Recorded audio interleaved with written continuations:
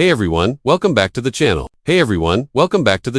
Today's story will stay with you long after the video ends, because it reminds us that sometimes the smallest footsteps leave the deepest marks on our hearts. This is the story of a millionaire, a little girl, and a truth hidden behind leftovers that changed a life forever. Every afternoon, at exactly 2:30 p.m., Daniel Cross sat by the tall glass windows of his favorite five-star restaurant. It was part of his routine. The same corner table, the same black coffee, the same untouched dessert plate pushed aside. Daniel was known across the city as a self-made millionaire, a man who owned companies, buildings, and influence. People recognized him instantly, yet no one really knew him. He smiled politely, tipped generously, and left quietly. But what caught his attention one ordinary afternoon was something he couldn't explain. As the waiter cleared his plate, Daniel noticed a small figure waiting near the restaurant's side entrance. She couldn't have been more than 8 years old. Thin arms, worn sandals, a faded yellow dress that had clearly seen better days. She stood there patiently, eyes fixed not on the diners, but on the trash bin beside the kitchen door. Daniel frowned slightly.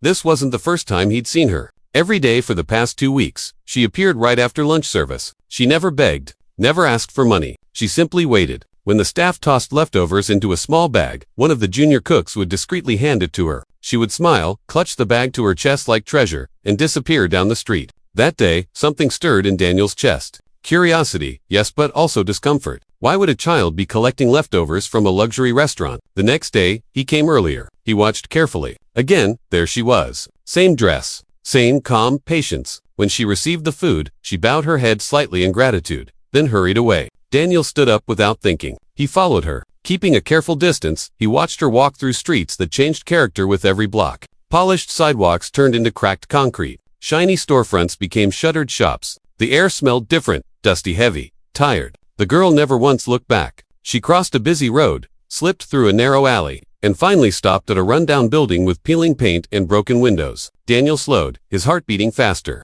This was not where a child should be alone. She pushed open a rusty metal door and disappeared inside. Daniel hesitated. 1,000 thoughts raced through his mind. This was none of his business. He was a stranger, a rich man following a poor child that didn't look good. But something stronger than logic pulled him forward. He stepped inside. The hallway was dim and smelled of damp walls and old wood. Voices echoed faintly from upstairs. Daniel climbed carefully, each step creaking under his polished shoes. On the second floor, he heard the girl's voice. Soft, gentle, comforting. "It's okay, Mama. I brought food today." Daniel froze. He peeked through a half-open door. Inside was a small room, barely furnished. A thin mattress on the floor. A broken chair. A single window letting in weak sunlight. On the mattress lay a woman, pale and frail, her eyes sunken with exhaustion. Beside her sat a younger boy, no older than 4, clutching a torn blanket. The little girl knelt and carefully opened the bag of leftovers, separating the food into smaller portions. "You eat first," she said to the woman. "Doctor said you need strength."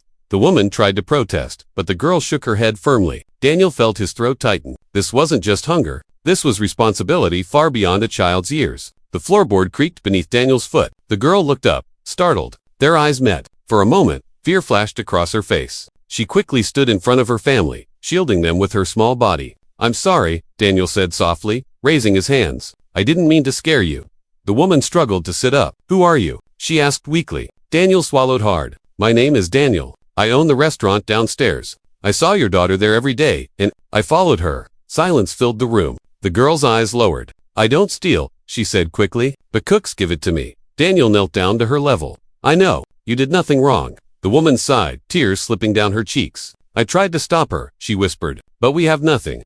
Slowly, the story unfolded. The woman's name was Elena. She had once worked as a cleaner in an office building. Her husband had died 2 years earlier in a construction accident. Medical bills followed. Then, illness. She lost her job when she became too weak to work. The landlord threatened eviction. Charities were overwhelmed. Neighbors avoided them. The little girl, Sophia, had taken it upon herself to help. Every day after school, she walked past the restaurant, hoping someone would notice her hunger without her having to ask. Leftovers were safer than begging. Leftovers meant dignity. Daniel felt something crack inside him. He had built empires, negotiated ruthless deals, crushed competitors without blinking. But this helpless courage did him completely. "Why didn't you ask for help?" he asked Elena gently. She laughed bitterly. "From who? People don't look at us. They look through us." Daniel stood up, his hands trembling. "Pack your things," he said quietly. Fear returned to Elena's eyes. "Please, we'll leave if no." Daniel interrupted. "Not like that. You're coming with me." An hour later, Sophia pressed her face against the window of Daniel's car.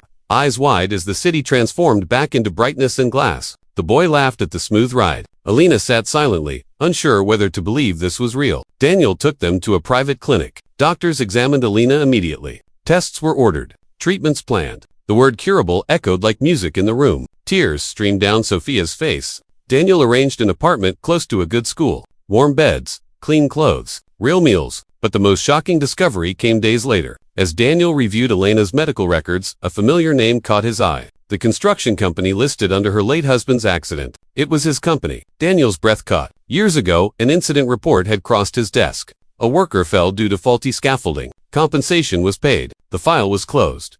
Forgotten, except it hadn't ended there. This family had paid the real price. Daniel locked himself in his office and wept for the first time in decades. He realized the leftovers Sophia carried every day weren't just food. They were pieces of responsibility he had unknowingly thrown away. Daniel didn't stop at helping one family. He created a foundation for families affected by workplace accidents. He restructured safety policies across all his companies. Inspections became stricter. Lives became more valuable than profit. As for Sophia, she returned to the restaurant one day but not to collect leftovers. She walked in holding Daniel's hand. The staff stared in disbelief as Daniel introduced her proudly. "This is Sophia," he said, "the bravest girl I know." She smiled, no longer hiding in doorways. And every afternoon at 2:30 p.m., Daniel still sat by the window, but now the empty seat across from him was filled with laughter, hope, and a reminder that sometimes following a small act of kindness leads you straight to the truth you were meant to face. If this story touched your heart, remember, pay attention to the quiet ones. Their stories might just change your life.